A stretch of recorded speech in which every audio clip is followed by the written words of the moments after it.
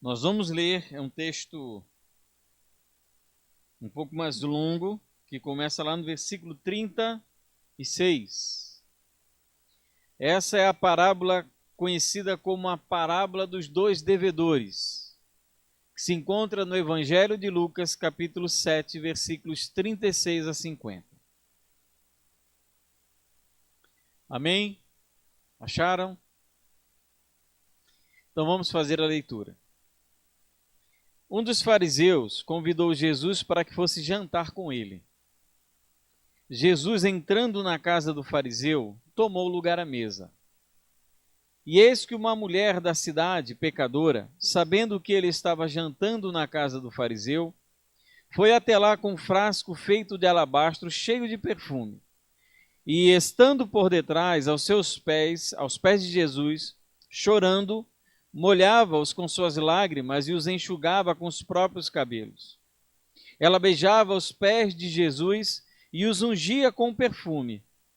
Ao ver isto, o fariseu que o havia convidado disse consigo mesmo: se este fosse profeta, bem saberia quem é e que tipo de mulher é esta que está tocando nele, porque é uma pecadora.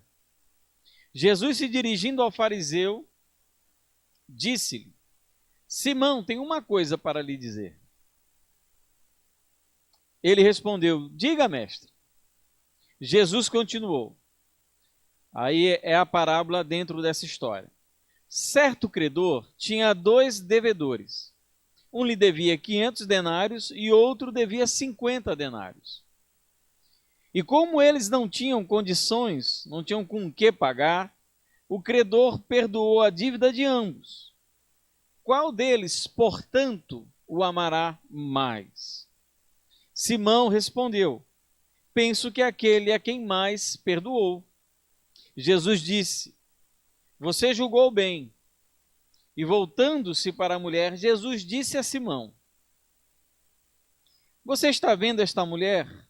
Quando entrei na tua casa, você não me ofereceu água para lavar os pés.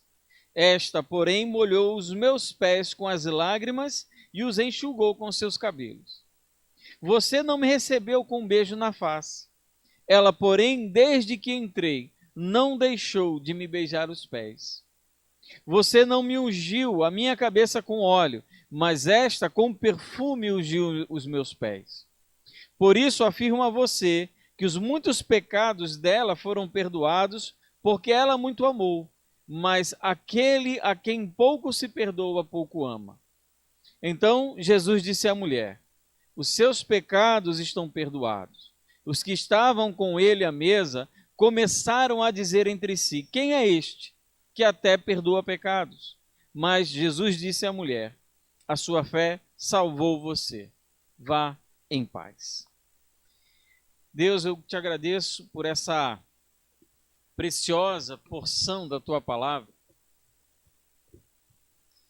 e que por intermédio dela o Senhor fale conosco nessa tarde. Fale com aqueles irmãos que estão aqui e com aqueles que nos assistem em casa. Que a tua palavra se estenda, não só na distância, mas também no tempo. Talvez alguns assistam essa reflexão outro dia, em outro momento. E que a tua palavra, que é sempre viva, que ela penetre então nesses corações, que talvez futuramente assistam essa reflexão.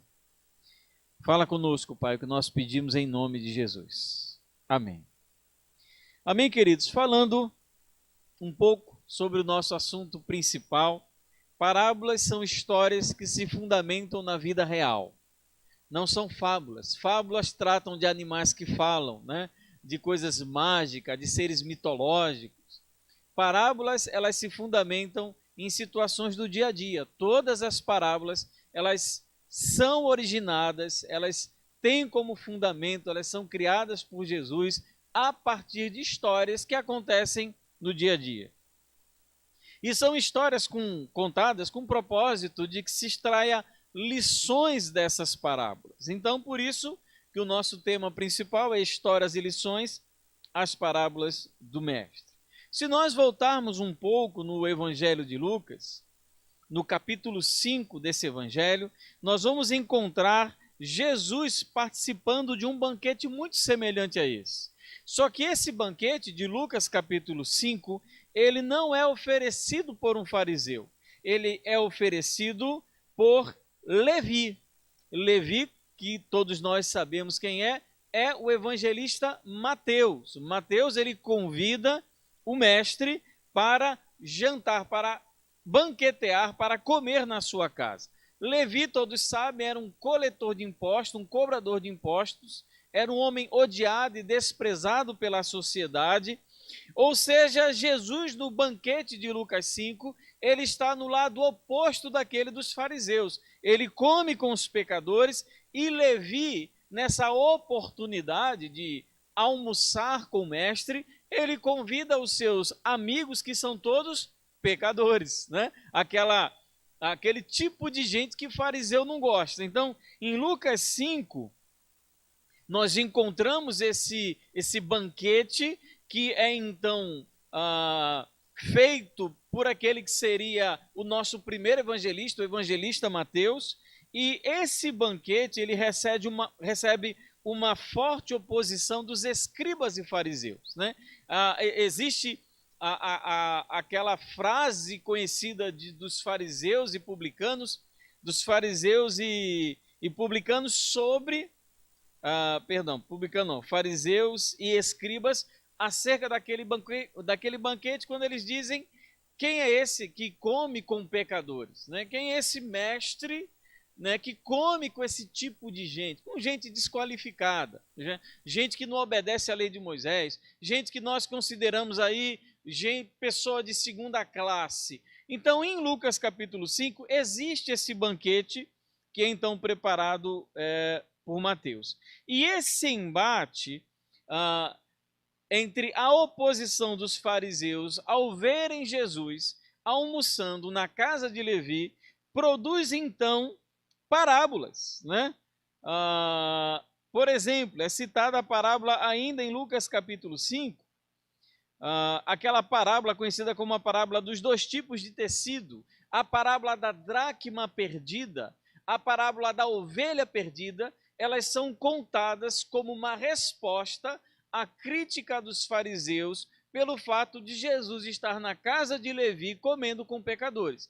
Então você perceba que esses almoços, eles normalmente geram para Jesus algum tipo de confusão e também algum tipo de ensino, né? Então, em Lucas 5, nós temos aí parábolas que são contadas por Jesus para então ensinar porque ele comia com pecadores. Isso é tão sério. Em Lucas capítulo 15, nós ainda encontramos os fariseus fazendo, eu vou aumentar um pouco a letra aqui, ficou pequeno, não estou enxergando direito. Os fariseus fazendo oposição, ficou melhor. Os fariseus fazendo oposição a Jesus comer com pecadores. Lucas capítulo 15. Durante todo o evangelho de Lucas, nós vimos esse grande dilema de Jesus atraindo pecadores, Jesus tocando em pecadores, se relacionando com pecadores, e esse ato de Cristo, sendo conhecido como um mestre da época, como um rabi, é visto de uma maneira muito ruim pelos fariseus, que eram então a maior estirpe religiosa da época. Era o grupo religioso ortodoxo mais respeitado. Então, todo o evangelho de Lucas, Jesus ele lida com esse tipo de situação. Pecadores, come com pecadores, conversa com pecadores, e os fariseus então, eles perseguem, eles caluniam, eles criam estratagemas para tentar minar essa autoridade que Cristo tinha. Só que o que nós encontramos em Lucas capítulo 7, em Lucas capítulo 5, Jesus ele está num banquete oferecido por pecadores. E agora então em Lucas capítulo 7, a partir do versículo 36, nós encontramos Jesus agora do outro lado. Jesus ele foi convidado para um banquete na casa do fariseu. E como eu falei, as parábolas elas sempre tratam sobre situações do dia a dia. Isso é tão interessante que essa parábola acontece no meio de uma situação muito corriqueira: comida, comer. Quem não come? Quem não convida pessoas para ir em casa? Hoje, bem menos, né? Por causa da pandemia. Mas é muito comum na cultura brasileira você tomar café com as pessoas. Você ir na casa de um conhecido, de um parente, de um amigo, e você então sentar à mesa com essa pessoa. E então tem-se esse quadro construído aqui, pelo que Lucas ensina no Evangelho, no capítulo 7, um banquete que tem como hospedeiro, como aquele que faz o convite, um fariseu. Era algo muito comum naquela época, né, num dia de sábado, que era, digamos assim, o dia do culto do fariseu, onde eles se dirigiam à sinagoga para aprender a lei de Moisés.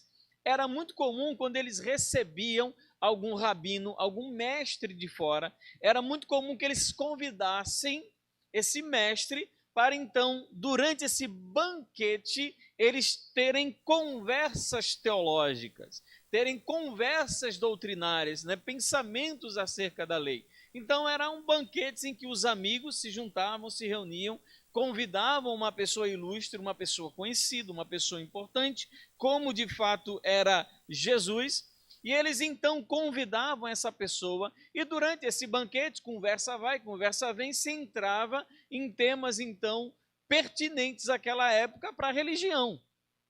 E Jesus era um rabi conhecido, era um rabino, era um mestre conhecido, e era exatamente essa situação.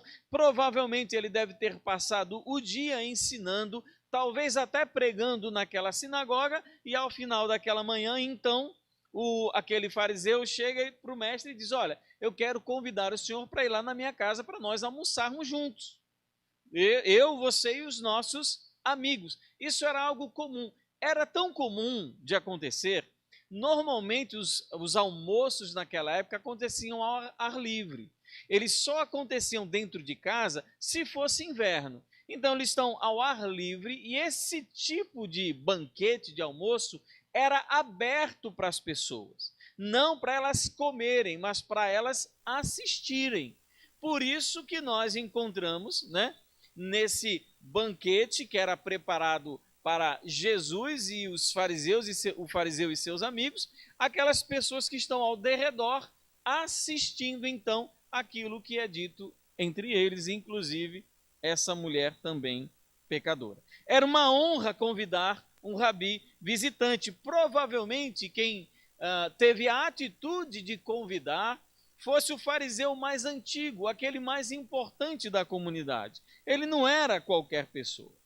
Mas perceba, a atitude do fariseu, que é conhecido, que é chamado de Simão no próprio texto, para com o mestre.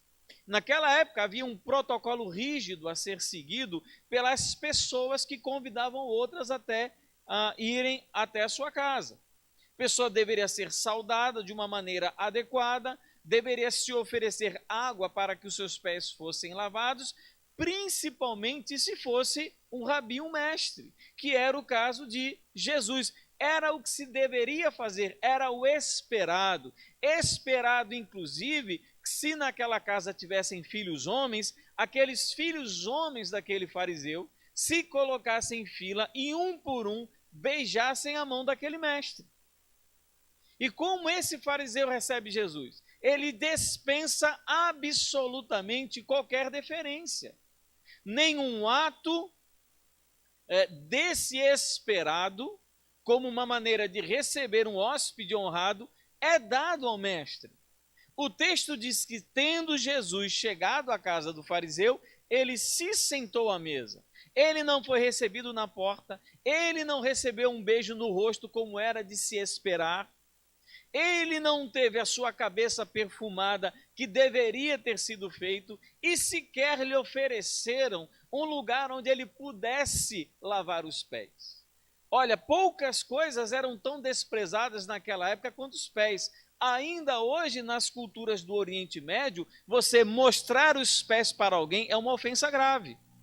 Você tirar o seu sapato, jogar o seu sapato em alguém, tem uma cena muito clássica na internet acho que de um repórter do Oriente Médio que joga um sapato, acho que no George Bush.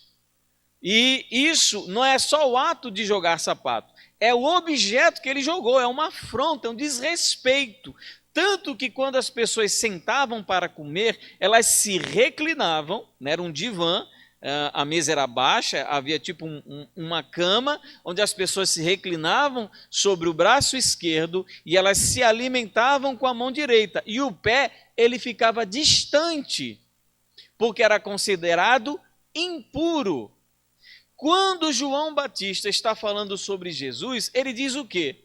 Vem alguém maior do que eu, do qual eu não sou digno nem de amarrar os cadastros da sua sandália. O que ele quer dizer é, eu devo ser tão humilde, eu devo ser tão nada perante Jesus, que nem aquele serviço mais impuro para ele eu tenho condição de fazer. Falar do pé, falar sobre chinelo, sandália naquela época, era um tabu. Não se esperava nunca que você entrasse na casa de alguém, a não ser que você fosse considerado uma pessoa de uma posição social extremamente baixa. Aí ninguém lavaria o seu pé. Mas um rabi, um mestre, um homem conhecido, um convidado de honra, ele deveria ter sim oferecido esses atos, né, do bem receber, do levar para sua casa, e tudo isso foi ocultado não por descuido, não foi um mero esquecimento. Propositalmente esses atos de hospitalidade, eles foram dispensados, não foram feitos com o mestre. Ele desobedeceu toda a cultura daquela época, não quis fazer com Jesus, talvez para mostrar para o mestre que ele estava, em relação àquele fariseu, numa posição muito diminuída. Em alguns casos, os rabis eram tão respeitados que os hóspedes até os pés lhes beijavam. Quando Jesus, na sua última ceia, e nós ceamos aqui, ele faz aquilo que nós chamamos do lava-pés. Vocês, munidos dessa informação de que o pé era considerado algo impuro, algo imundo, algo sujo, em que você não deveria tocar. E o Senhor Jesus, então, se dispõe a efetuar aquele serviço que era reservado para o servo mais simplório da casa. E Jesus se dispõe a fazer isso. Aquele fariseu, ele não teve coragem sequer de mandar e colocar à disposição o seu servo, que ele deveria ter, para prestar esse serviço ao mestre. Não fez. Não lhe saudou com o ósculo é beijo. Não mandou que lhe derramassem óleo sobre a sua cabeça para lhe refrescar e lhe perfumar. Tudo isso nós percebemos nessa atitude profundamente irreverente desse homem que deveria lançar sobre o Senhor Jesus tudo aquilo que a cultura lhe ordenava que deveria ser dado. E qual é então a atitude da mulher? Como difere, como contrasta com a atitude desse homem religioso? A atitude então dessa mulher que no texto não tem sequer nome. Essa mulher não é chamada pelo seu nome. Ninguém sabe se era Maria, se era Ana, se era Rebeca, se era Sara, ninguém sabe. Era simplesmente uma mulher pecadora. Primeira coisa, não era esperado que ela estivesse ali. Ela não era para ela estar naquele lugar. Entenda, na cultura do judeu daquela época, o fariseu, ele não come perto de uma mulher. Ele não come de maneira pública com uma mulher. Ele pode se alimentar com a sua esposa, então com as suas filhas, na sua casa, num banquete desse tipo, público, aberto. Era impensável que uma mulher estivesse entre eles, mas ela estava. E como todos nós então sabemos, essa mulher tinha uma fama muito ruim, ela era muito conhecida. Provavelmente pelo fato de ser prostituta. O texto, aparentemente, deixa transparecer que essa mulher, ela ganhava a vida se prostituindo. O texto diz, era uma mulher da cidade, uma pecadora. O que o texto significa no original é que era uma mulher que vivia pecando na cidade, ou seja, ela usava a cidade para obter o seu sustento através do seu pecado. prostituta. O que ela faz então? Ela se aproxima de Cristo por trás, né, porque ele está reclinado, deitado, e o que há por trás? Os pés de Jesus. Provavelmente ela deve ter percebido que todos esses atos de hospitalidade foram negados a Jesus. E o que ela faz então? Decide fazer aquilo que o fariseu deveria ter feito. Ela se aproxima de Jesus e começa a lavar os seus pés com as suas lágrimas. Eu fico pensando, sabe o que, meu irmão, minha irmã? O quanto você deve chorar para poder lavar os pés de alguém com as suas lágrimas.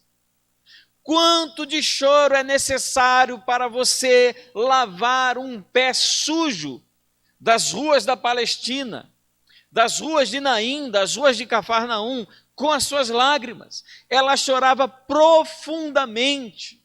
Era muita lágrima que aquela mulher derramava sobre os pés de Jesus. Mas ela não só fazia isso, ela enxugava os pés de Jesus com seus cabelos. E olha, eu digo para você, parece ser algo simples, e no texto pode parecer desapercebido. Uma mulher que chorava sobre os pés do Senhor e enxugava com seus cabelos. Nós devemos comparar o mostrar os cabelos para uma mulher daquela época como se uma mulher na nossa sociedade mostrasse os seus seios. O que ela fez é considerado como algo imoral. Uma mulher não podia mostrar os seus cabelos em público. Tanto que nós temos em 1 Coríntios a discussão sobre o uso do véu. Mulheres não andavam com cabelo solto, era com cabelo preso e debaixo de um véu. O que aquela mulher faz? Ela solta os seus cabelos. E ela começa então a passar os seus cabelos nos pés do Senhor para enxugar aquilo que com as suas lágrimas ela estava lavando. Aí você imagina aquele fariseu olhando para essa cena, uma prostituta que solta os seus cabelos para então enxugar os pés do mestre. Eles devem ter ficado horrorizados. Profundamente devem ter desprezado aquela mulher no seu coração. Solta os cabelos, era um ato de profunda desonra. E ela faz mais. Ela beija os pés do mestre e unge com perfume. Naquela época só tinha um tipo de mulher que andava com perfume pendurado, prostituta. E ela usava o perfume para perfumar o hálito e as suas roupas, para se tornar atrativo para os seus clientes. Provavelmente aquele perfume foi comprado com o dinheiro da prostituição. E segundo a lei de Moisés, todo bem comprado com dinheiro de fraude, de roubo, de prostituição é considerado impuro. Aquela mulher que derramava aquele perfume caro sobre os pés do mestre estava tornando a casa do fariseu impuro. Ou seja, na mente do fariseu, tudo aquilo estava completamente errado. Tudo aquilo era desprezível. Tudo aquilo era abominável. Talvez na mente do fariseu ele olhasse para o céu e dissesse: meu Deus, Deus deve estar odiando e desprezando essa mulher, porque o que ela faz é contra a lei de Moisés, o que ela faz é vergonhoso. E esse homem, como ele se diz profeta, se ele não sabe que tipo de mulher toca nele? Porque se ele fosse profeta, ao ser tocado por uma prostituta, na hora ele teria repreendido. O que era responsabilidade do fariseu fazer por costume, aquela mulher fez por pura devoção. O beijo não foi o fariseu que deu, foi a mulher que deu. A água para lavar os pés não foi o fariseu que deu, a mulher providenciou com as suas lágrimas. O perfume, o bálsamo para refrescar a sua cabeça não foi providenciado pelo fariseu, foi a mulher. A mulher está substituindo com a sua devoção e com o seu amor sincero tudo aquilo que o fariseu recusou. E diante dessa cena, Jesus então ele conta uma parábola. Eu acho interessante nesse texto, quer dizer, você vê um ato tão chocante, porque tenta se colocar no lugar do fariseu, recebendo seus convidados, a nata do farisaísmo, da religiosidade da época, só os teólogos, professor de seminário, né? Ordem dos fariseus batistas da Palestina, sei lá, sabe aquela crentaiada que gosta muito de falar da vida dos outros, se acha todo mundo certinho, pronto. Era esse tipo de reunião que estava rolando, todo mundo comendo, bebendo, rindo, conversando. Não, porque você é calvinista, você é arminiano, você é pré-tribulacionista, você é dispensacionalista, você é isso e tal. Aquelas discussões às vezes meio tolas, né? E tudo isso rolando e ele vê essa cena. E essa cena é profundamente chocante. Sabe o que o fariseu fala? Nada. Ele não pronunciou uma palavra. Nada, ele não fala absolutamente nada. Agora, o coração dele está repleto de maldade. No coração ele disse, se Jesus fosse um profeta, ele saberia quem é esta mulher. No coração, ninguém ouviu essas palavras. Talvez ele esperasse da parte de Jesus alguma repreensão sobre a vida da mulher, algum ensinamento. Talvez a citação de algum versículo da lei de Moisés que condenasse a prostituição. Talvez na mente daquele fariseu ele dissesse, esse homem, esse que se diz rabi, que se diz mestre, ele não tem o espírito profético, ele não tem discernimento espiritual, Deus não deve falar com ele. E o que é interessante é que mesmo o fariseu não dizendo absolutamente nada, Jesus sabia o que passava no coração dele. Ou seja, ele era profeta. Ele discerniu perfeitamente, talvez pelos olhares, o coração daquele homem. Jesus não apenas sabe quem é aquela mulher, como também sabe o que passa no coração do fariseu.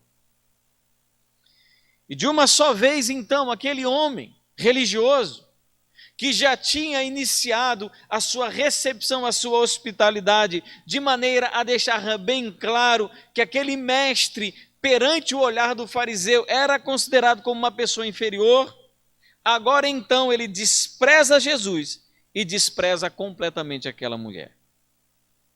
E Jesus faz então o quê? Ele conta a parábola. Essa parábola é curta e extremamente simples. E ela conta a história de dois homens que tinham cada um uma dívida. Não era uma dívida tão grande, não era uma dívida impagável. Era uma dívida de 500 denários e outro de 50 denários. Mas um detalhe é que eles não tinham como pagar. E o Senhor, então, por obra simplesmente da sua vontade, da sua graça, ele perdoa a dívida dos dois. E a pergunta que é feita, quem vai amar mais aquele Senhor? A resposta é clara e óbvia. Não precisa ser mestre da lei para entender, aquele que tinha a dívida maior, aquele que foi mais perdoado. Jesus então ele se volta para a mulher, ele olha para a mulher, mas ele conversa com o fariseu. Aquela mulher demonstra tal amor, justamente com base no ensinamento e na lição daquela parábola, porque seus muitos pecados foram perdoados. Ela é aquela pessoa que está na situação de dever mais. Porque o fariseu não demonstrou ao menos as costumeiras referências culturais para aquele nobre convidado? Porque não há absolutamente nenhuma devoção, gratidão e nem arrependimento no coração de Simão. Ele é completamente cego, ele é completamente ignorante. Apesar dele se achar acima de todas aquelas pessoas, se sentir mais importante e justo até do que aquela mulher pecadora, ainda assim ele é pecador, mas não consegue perceber. Simão não se arrepende e nem aceita o arrependimento dos outros. Ele julga todos com a sua própria hipocrisia e maldade. Ele olha para os outros e enxerga nos outros o quanto os outros são maus, sendo que ele mesmo tem o coração ruim. Mas o Senhor, Jesus, entende sobre graça e perdão e estende a sua graça àquela mulher arrependida. E naquele banquete, no meio daquele sábado, meio-dia, 1h, 2h da tarde, um grande milagre está acontecendo. É o milagre da salvação de um pecador. Tudo debaixo dos olhos de um homem que não entende nada de arrependimento. Queridos, o que essa passagem nos ensina e como nós podemos aplicá-la ao nosso coração? Primeiro, nós precisamos sempre entender, eu tenho falado disso constantemente, o fundamento do ministério de Jesus e do nosso ministério é conduzir pecadores ao arrependimento. Foi para isso que o Senhor Jesus ele veio.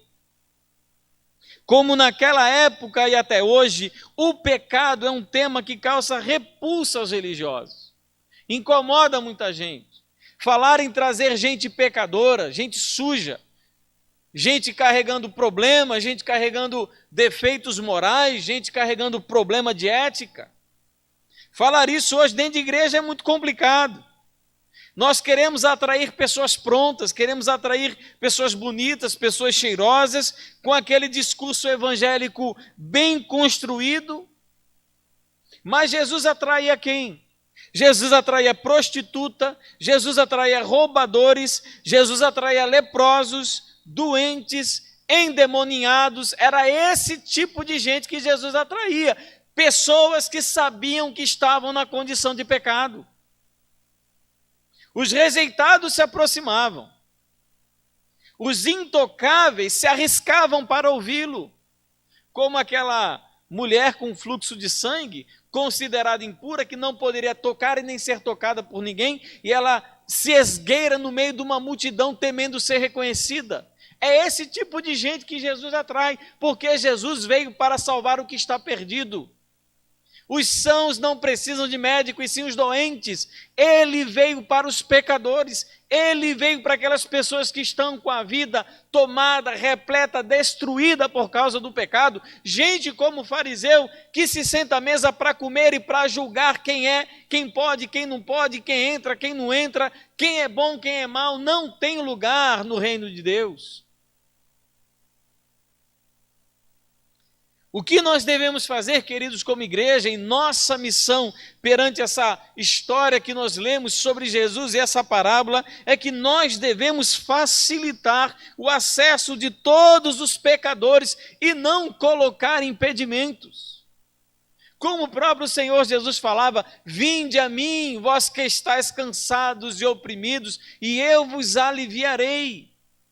Quando as crianças tentavam se aproximar do mestre e os seus discípulos a impediam, Jesus dizia: não impeçais, deixai vir a mim os pequeninos, porque deles é o reino dos céus. A igreja não tem que colocar empecilho, a igreja tem que facilitar o acesso dos pecadores ao mestre. Os pecadores estão aí. Fazia parte, era o centro do ministério de Jesus, proclamar boas novas, ser luz para os que andam em trevas, servida para os que caminham em morte.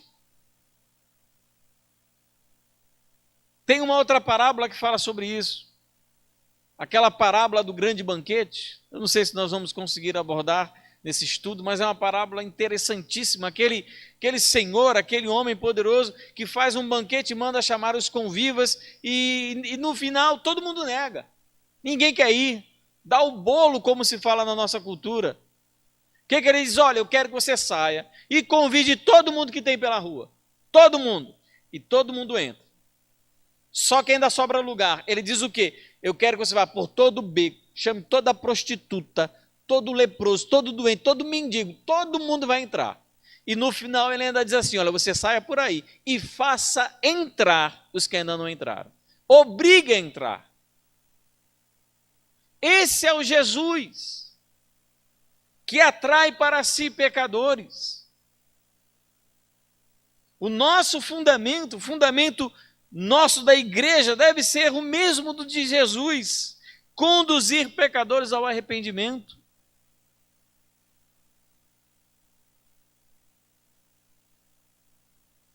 Uma outra também aplicação que nós precisamos pensar e refletir é que existe muito pouca profundidade no nosso sentimento de dívida perdoada. Existe pouca profundidade no nosso sentimento de dívida perdoada. Não sei, talvez pelo tempo. Quanto tempo foi que você aceitou a Jesus, que você entregou sua vida para Cristo? O meu foi em 1992.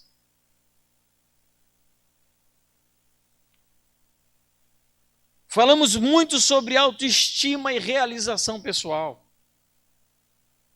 Falamos muito sobre isso. Não eu.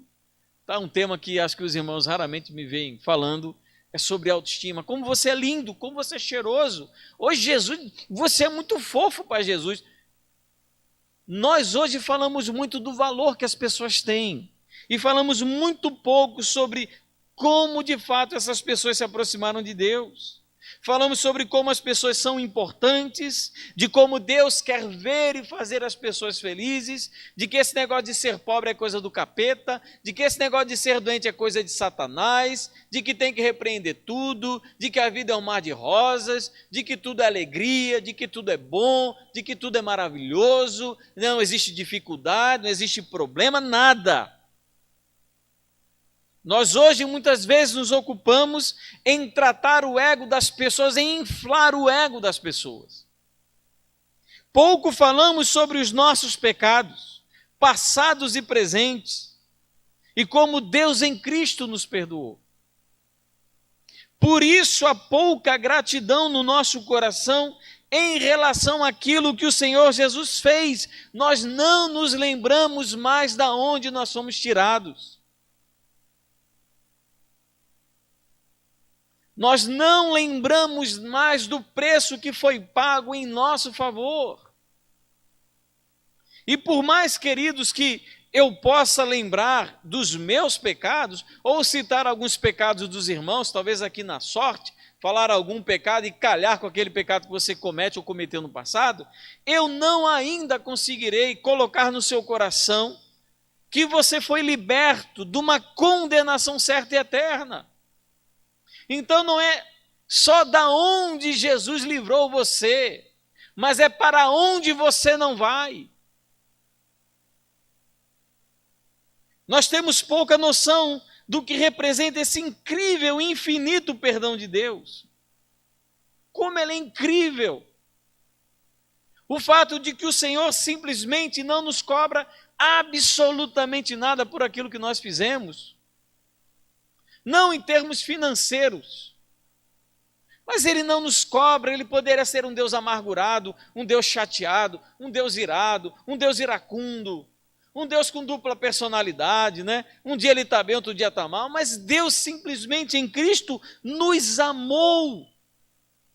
E o nosso coração deveria ser como daquela mulher que molha os pés de Jesus com as suas lágrimas, porque ela foi perdoada por ele. Perceba que a parábola, que a história, ela é contada não para falar de uma mulher que estava se arrependendo. A história da mulher não é sobre uma mulher que chora de remorso e busca arrependimento. Ela chora porque ela foi perdoada e está ali agradecendo a libertação que recebeu.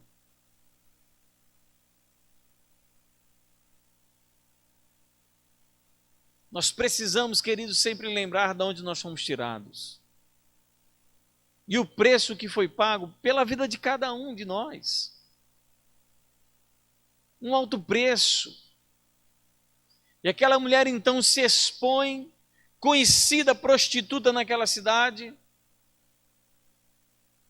e ela não está nem aí para as convenções culturais da sua época. Não, mas eu não posso mostrar as minhas madeixas, os meus cabelos, eu fiz o alisamento essa semana, se eu molhar com essa lágrima, eles vão ficar, vai acabar aquela... Ela não está nem aí, porque o coração dela está completamente entregue e derramado na presença do Senhor. E a gente é tão criterioso. para as nossas apresentações religiosas para o mestre.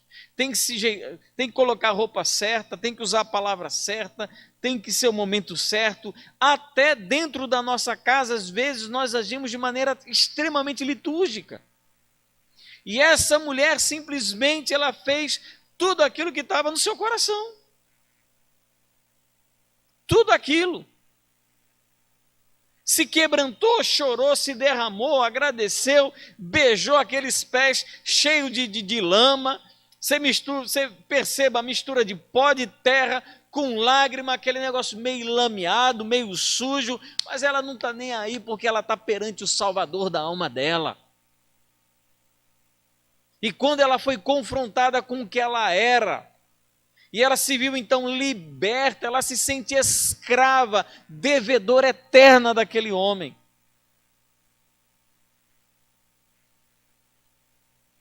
E uma terceira e última aplicação: existe uma relação indissociável entre o nosso amor a Deus e a gratidão pelo perdão dos nossos pecados. Isso é outra coisa que a parábola está ensinando. Existe uma relação indissociável entre o nosso amor a Deus, o quanto ele é intenso, verdadeiro, e a gratidão pelo perdão dos nossos pecados. Perceba a atitude da mulher perdoada e a nossa atitude. Quanto amor, paixão e devoção havia no coração daquela mulher. Quanta gratidão. Se nós, amados, eu espero que você entenda essa diferença que o Senhor fez na parábola. Se o nosso coração não é como o coração daquela mulher prostituta, o nosso coração é como o do fariseu. Se o nosso coração não é o coração daquela mulher que chora, com uma profunda gratidão pela libertação, o nosso coração é como daquele fariseu desprezível, daquele homem mesquinho, daquele homem com uma alma pobre, uma alma suja, uma mente impura, uma mente imunda. Ou o nosso coração é livre o suficiente como o coração daquela mulher prostituta, ou agora ex-prostituta. Ou então o nosso coração é como daquele fariseu hipócrita que gostava de julgar os outros, mas não conseguia saber da sua grande miséria interior. Quanto amor, queridos, paixão e devoção há no coração daquela mulher. Verdadeiramente quebrantado. Quando foi a última vez que você disse, Deus, obrigado, simplesmente por eu ser salvo? Somos secos porque o nosso amor por Jesus é pequeno. Por isso nós amamos pouco. Porque algo aconteceu em nosso coração que não há mais gratidão, não nessa intensidade, pelo perdão dos nossos pecados. Há muito pouca gratidão em nosso coração. Tipo a gratidão daquele endemoniado de Gadara, quando o Senhor Jesus ele passa para a terra dos Gadarenos, e aquele endemoniado que vivia entre os túmulos, um homem escravizado há anos pelo diabo, e após ser então liberto, tudo o que ele mais quer é ir com Jesus. É ir com o Mestre. Nós somos secos porque o nosso coração ama pouco ao Senhor. Há pouca devoção, há pouca oração, há pouco conhecimento de Deus, há pouca adoração. Porque o nosso coração, o nosso amor é pequeno para Ele. Talvez se estivéssemos naquele banquete com o fariseu, estaríamos entre aqueles que, olhando para a atitude daquela mulher, estivéssemos reprovando. Isso não se faz, isso é muita irreverência. Depois que a gente descobriu essa palavrinha no vocabulário cristão,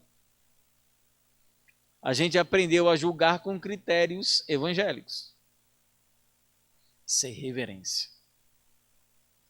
Miriam disse a mesma coisa do marido. Miriam não, a esposa de Mical disse a mesma coisa de Davi. A vergonha, o rei Davi dançando assim, porque o nosso amor pelo Senhor é pequeno. Nós achamos que não somos tão pecadores assim. Não pode ser eu, Anderson. Eu sou ético, eu chego no horário do trabalho, cumpro com meus deveres. Em casa eu leio a Bíblia, eu oro com minha família, eu amo meu filho, eu não traio minha esposa. Eu sou uma pessoa muito boa. Se tem alguém que merece o céu, sou eu. Que gratidão há num coração desse? Nenhuma. Mas essa mulher se derramava porque devia tudo, absolutamente tudo ao mestre. E aquela mulher então se derrama profundamente. E essa parábola, essa história contada por Jesus para ensinar aquele homem de coração duro, que ele não amava nada. E aquela mulher tinha um amor muito grande. Nessa história, sejamos aquele que deve mais, ou aquele que devia mais. Que o nosso sentimento de dívida, de libertação, pelo que o Senhor Jesus fez na nossa vida, seja no nível dessa mulher. Seja no nível de comprometimento das emoções, dos sentimentos, dos afetos, dos desejos, tudo, absolutamente tudo lançado aos pés ilameados de Jesus. Que o nosso coração seja assim, queridos. Coração arrependido, consciente de quão pecadores nós éramos e como Ele nos libertou. O menor de todos os seus pecados, pense no pecado menor que você cometeu durante toda a sua vida. Menor. Menor pecado, menor. Eu só lembro dos grandes. Mas se você lembrar de algum pecado pequeno, entenda o seguinte: esse pequeno pecado já era suficiente para condenar você eternamente ao inferno. O menor de todos os seus pecados.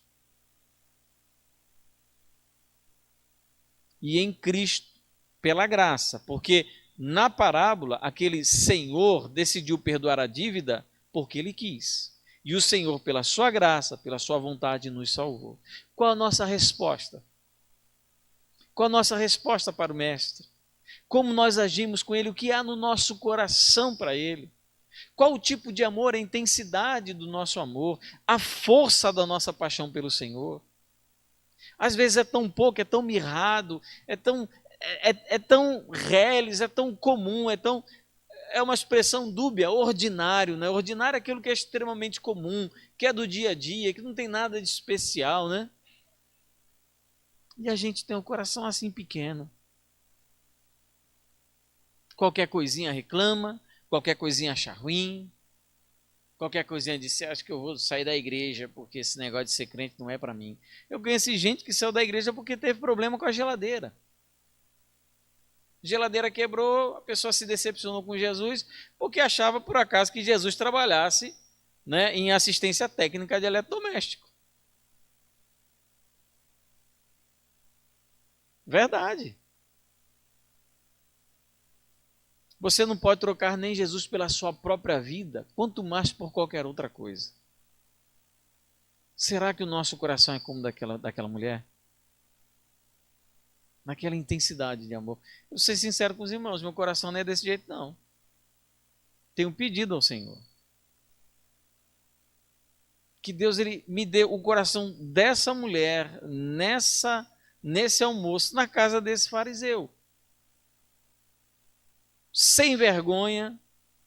Quer dizer, a mulher passa a vida envolvida num afazer para pessoas que não têm vergonha.